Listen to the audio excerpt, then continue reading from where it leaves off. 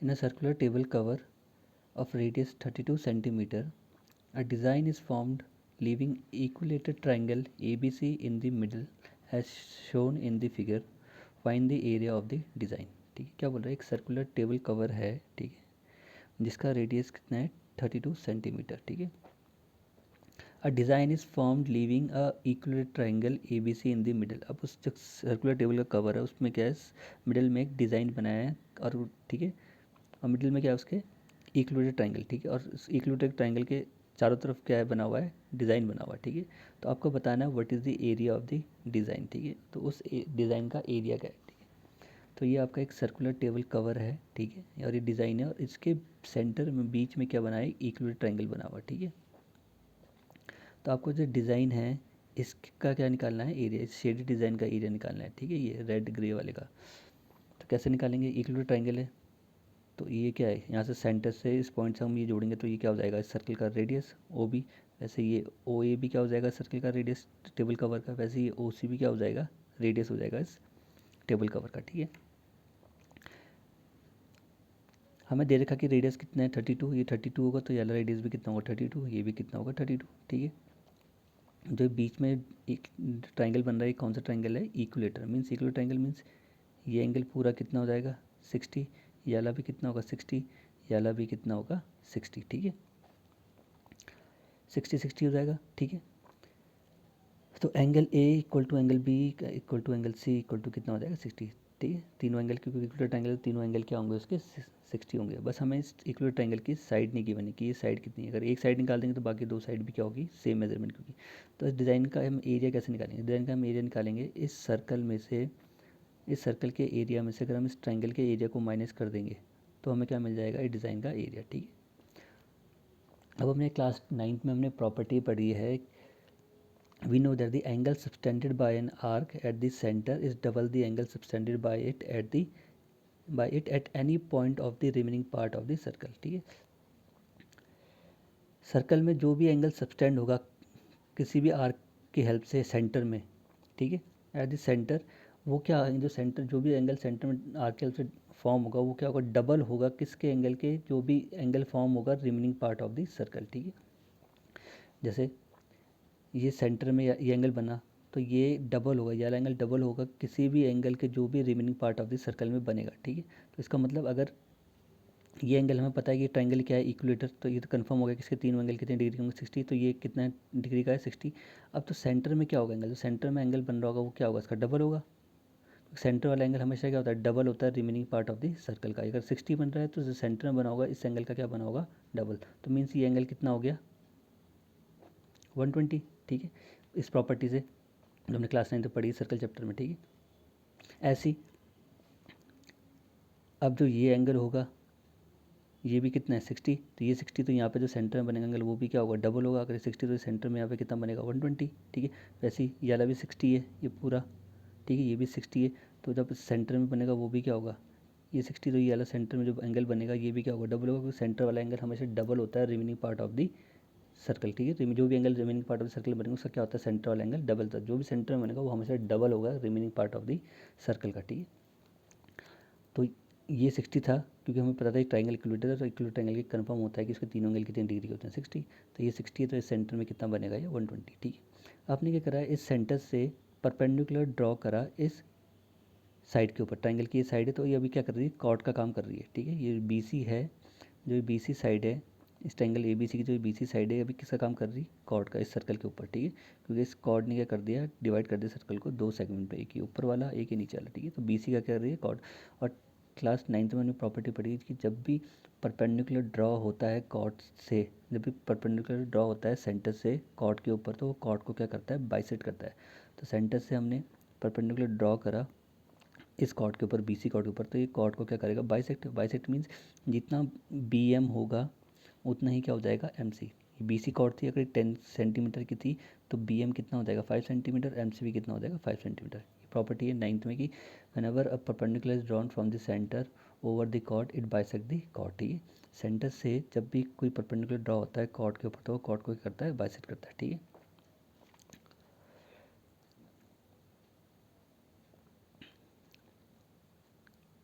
ठीक है.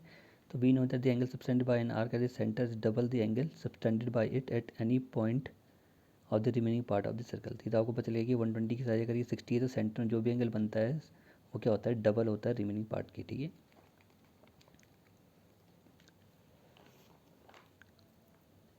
So angle A हमें पता था कितना है 60, तो एंगल बी ओ सी जो सेंटर में बन रहा है वो कितना हो जाएगा, ट्वाइस ऑफ एंगल ए, क्योंकि सेंटर वाला एंगल हमेशा क्या होता है, डबल होता है जो भी रिमेनिंग पार्ट में एंगल बनता है। ठीक है, तो एंगल बी ओ सी क्या हो जाएगा, ट्वाइस हो जाएगा एंगल ए का।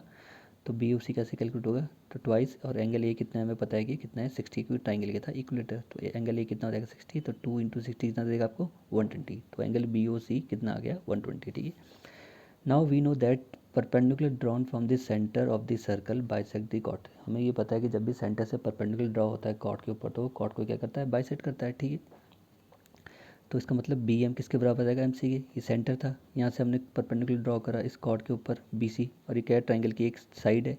ठीक है, तो इसके ऊपर परपेंडिकुलर ड्रॉ हुआ, तो इसने इस परपेंडिकुलर ने इस कॉर्ड को क्या कर दिया, बाइसेक्ट कर दिया।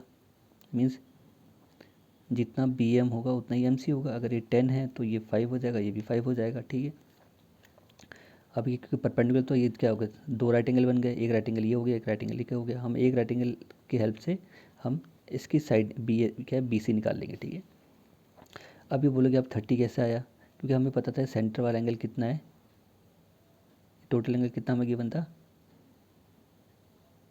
120, और ये ओ बी कितना है 32, और ओ सी भी कितना है 32। तो दो साइड जिसकी इक्वल होती है वो ट्राइंगल क्या होता है, आइसोसेलिस। और हमें पता है कि ट्राइंगल के इंटीरियर एंगल का सम कितना होता है 180। ठीक है, ये 120, तो उसको 180 करने के लिए कितने एंगल की डिग्री ज़रूरत है, 60। ठीक है, 60, और अगर 60 इसमें ऐड कर देंगे तो ट्राइंगल का इंटर एंगल का सम कितना हो जाएगा 180। तो हमें कैसे पता चलेगा कि एंगल 30 आएगा, अब क्योंकि ट्राइंगल आइसोसेलिस है। ठीक है, तो अगर उसके ये दो साइड इक्वल होते हैं, उसके तो ये बेस वाले दो एंगल होते हैं, ये भी क्या होते हैं, इक्वल होते हैं। अब हमें पता है कि रिमेनिंग कितना एंगल चाहिए, मैं 180 करने के लिए 60, और ये दोनों एंगल भी क्या होते हैं, इक्वल। तो मैं 60 का क्या हो जाएगा, ये भी 30 होगा, ये भी 30 होगा। तो क्योंकि दो उसके दो अगर दो आइसोसेलेस ट्रायंगल में दो साइड इक्वल हैं तो उसके बेस एंगल भी क्या होते हैं, इक्वल। बेस एंगल इक्वल होते हैं। अब 60 की कुल कमी है, इसको 180 करने के लिए, तो 60 डिवाइड हो जाएगा आपके 30 में। तो ये वाला एंगल 30 है, ये वाला भी एंगल 30, क्योंकि ट्रायंगल क्या था आपका आइसोसेलेस, और उसके बेस एंगल क्या होते हैं, इक्वल। ठीक है, तो ये वाला एंगल भी 30 आ गया, ये वाला भी एंगल 30 आ गया। ठीक है, तो हम एक ट्रायंगल ले लेंगे ओ एम सी, ये राइट एंगल ट्रायंगल यार ओ एम सी ले लिया। ठीक है, ये 90, ये 30, और ये 32 तरीका। ये हो गया आपका परपेंडिकुलर, ये हो गया आपका बेस, और ये हो गया आपका हाइपोटेन्यूज। ठीक है, इसमें ओ एम हो गया आपका परपेंडिकुलर, एम सी हो गया आपका बेस, और ओ सी हो गया आपका हाइपोटेन्यूज। ठीक है, तो इसमें हम ट्रिग्नोमेट्री यूज़ करते हैं, कॉस 30। ठीक है, तो कॉस क्या होता है, कॉस थीटा क्या होता है, बेस अपॉन हाइपोटेन्यूज। तो बेस अपॉन हाइपोटेन्यूज, बेस हमारा क्या है एम सी, और हाइपोटेन्यूज क्या हमारा ओ सी। ठीक है, कॉस 30 की वैल्यू होती है √3/2 इक्वल टू, एम सी की वैल्यू हमें पता नहीं है, ऐसे ही रहेगा, लेकिन ओ सी हमें गिवन है कितना 32। ठीक है, 2 से 32 कट जाएगा कितना टाइम्स 16, ये 16 क्रॉस मल्टीप्लाई हो जाएगा √3 से, कितना आ जाएगा एम सी की वैल्यू, एम सी आ जाएगा आपका 16√3। तो ये इसकी वैल्यू कितनी आ गई, इतनी वैल्यू 16√3। लेकिन हमें पता है कि जो भी परपेंडिकुलर ड्रॉ होता है कॉर्ड के ऊपर, वो कॉर्ड को क्या करता है, बाइसेक्ट। मीन्स जितना एम बी एम है उतना ही एम सी है, दोनों के हम बराबर। अगर एम सी 16√3 आया है तो बी एम भी कितना होगा 16√3, या तो हम अब हमें लेंथ किसी चाहिए बी सी की, तो बी सी की लेंथ कैसी होगी, बी सी की लेंथ हम कैसे कैलकुलेट करेंगे, ट्वाइस ऑफ एम सी। जो भी बी सी की लेंथ होगी वो क्या होगा, इसका डबल होगा। ठीक है, तो हम क्या कर देंगे, एम सी का ट्वाइस कर देंगे, तो हमें क्या मिल जाएगा पूरा बी सी। तो twice B C equal to twice of M C, two M C कितना निकाला हमने 16√3, तो बी सी की वैल्यू कितनी आ गई 32√3। ठीक है, अब हमें इक्वलेट ट्रायंगल की वाली साइड आ गई। ठीक है, ये कितनी आ गई 32√3, और जो हमारा ट्रायंगल था वो क्या था, इक्वलेटर। अगर एक साइड 32√3 आई तो उसकी बाकी दो साइड भी क्या होगी 32√3। ठीक है, ये हमारा इक्वलेटर ट्रायंगल था। ठीक है, ये हमारा ट्रायंगल था, ये हमने कितना निकाला अभी 32√3। अगर ये साइड 32√3 आई तो बाकी की जो ये साइड है ए बी, ये भी कितनी आएगी 32√3, ये भी कितनी आएगी 32√3, क्योंकि ट्राइंगल क्या है इक्वलेटर। ठीक है, तो अब हम एरिया निकाल देंगे इक्वलेटर ट्राइंगल का, क्योंकि उससे पहले हम पे साइड नहीं थी इसलिए हम उसका एरिया निकाल पाए। तो अब area of triangle A B C होगा √3/4 इंटू साइड का स्क्वायर, क्योंकि ट्राइंगल क्या इक्वलेटर, और इक्वल ट्राइंगल का फॉर्मूला क्या होता है एरिया का √3/4 साइड का स्क्वायर। तो √3/4 ऐसी, साइड कितनी हमारी 32 √3 का होल स्क्वायर, ठीक है। तो 32 और √3 क्या दे देगा आपको 3, ठीक है। 4 इधर 32, ठीक है, और ये दे देगा आपको 24 इंटू 32 इंटू √3, तो 32 इंटू 24 आपको कितना देगा 768 इंटू √3। तो ये एरिया किसका आ गया आपका इक्विलेटरल ट्राइंगल का। अब हम एरिया निकालेंगे सर्कल का। तो एरिया ऑफ सर्कल क्या होता है पाई आर स्क्वायर। पाई कितना है 22.7 और आर हमारा कितना है 32, तो 32 इंटू 32, ठीक है। तो ये सब मल्टीप्लाई करके आपको देगा 22528/7 सेंटीमीटर स्क्वायर। ये एरिया आ गया किसका सर्कल का, ठीक है। अब हम एरिया जिसका एरिया हमें रिक्वायर्ड है वो है हमारा शेडेड रीजन, ये डिज़ाइन, ठीक है। तो एरिया ऑफ शेडेड रीजन और डिज़ाइन क्या होगा area of circle minus area of triangle ABC। अब एरिया ऑफ सर्कल में से एरिया ऑफ ट्राइंगल माइनस कर देंगे, उस इक्वल ट्राइंगल को माइनस कर देंगे तो हमें क्या मिल जाएगा डिज़ाइन का एरिया, ठीक है। सो ये एरिया था सर्कल का और ये एरिया था उस इक्वल ट्राइंगल का, और यही हमारा क्या है एरिया है जो रिक्वायर्ड डिज़ाइन है हमारा, ठीक है। Now question number 7. In the given figure, ABCD is a square of side 14 centimeter with center A, B, C and D. Four circles are drawn such that each circle touches externally two of the remaining three circles. Find the area of the shaded region. ठीक है, क्या बोल रहे हैं given figure है उसमें क्या है एक स्क्वायर बना है जिसकी साइड कितनी है 14 सेंटीमीटर है और उसके 4 सेंटर हैं सर्कल के साथ, ठीक है। और सेंटर्स क्या हैं ABCD, ठीक है। और क्या बोल रहे हैं वो कि जो हर एक सर्कल है वो एक्सटर्नली टच कर रहा है 2 सर्कल को, ठीक है। 4 सर्कल हैं उसमें से क्या है जो हर एक सर्कल 2 सर्कल को क्या कर रहा है एक्सटर्नली टच कर रहा है। जैसे ये सर्कल है एक्सटर्नली में बाहर से, तो ये सर्कल इस सर्कल को भी टच कर रहा है यहाँ पे और इस सर्कल को भी टच कर रहा है, ठीक है। ऐसे ही ये सर्कल इस सर्कल को भी टच कर रहा है और इसको भी टच कर रहा है। वैसे ये वाला सर्कल एक्सटर्नली इस सर्कल को भी टच कर रहा है और इस सर्कल को भी टच कर रहा है, ठीक है। तो आपको बताना है जो ये चारों सर्कल के बीच का जो शेडेड एरिया होगा, जो उनकी स्पेस जब 4 सर्कल टच कर रहे हैं एक दूसरे को, ठीक है एक्सटर्नली, तो उनके बीच में जो ये शेडेड एरिया बना है, ठीक है, उसका एरिया आपको कैलकुलेट करना है, शेडेड पार्ट का एरिया कैलकुलेट करना है, ठीक है। और इनके सेंटर के जो चारों सर्कल के सेंटर हैं ABCD, इनको ज्वाइन करके क्या बना है एक स्क्वायर बना है जिसकी साइड कितनी है 14 सेंटीमीटर, ठीक है। ये सेंटर सर्कल का इस सर्कल का सेंटर A है, इस सर्कल का सेंटर B है, इस सर्कल का सेंटर C है, इस सर्कल का सेंटर D है। इन सेंटर को ज्वाइन करके क्या फॉर्म हुआ एक स्क्वायर जिसकी साइड कितनी है 14 सेंटीमीटर। तो आपको ये शेडेड पार्ट है जो इसका एरिया निकालना है, ठीक है। अब साइड 14 सेंटीमीटर है, ये सेंटर है, तो यहाँ से ये क्या हो गया रेडियस, ठीक है। यहाँ से ये भी क्या हो गया रेडियस। अब टोटल लेंथ कितने में गिवन है 14, तो मीन्स ये कितना हो जाएगा 7, ये भी कितना हो जाएगा 7, ठीक है। तो वैसे ये भी कितना हो जाएगा 7, ये भी कितना हो जाएगा 7, ये भी कितना हो जाएगा 7, ये भी कितना हो जाएगा 7। तो 7 + 7 कितना हो जाएगा 14, वो 14 क्या हो जाएगी इसकी साइड, ठीक है। और 7 क्या है इन सर्कल का रेडियस, ठीक है। तो आपको क्या निकालना है ये शेडेड पार्ट का एरिया निकालना है।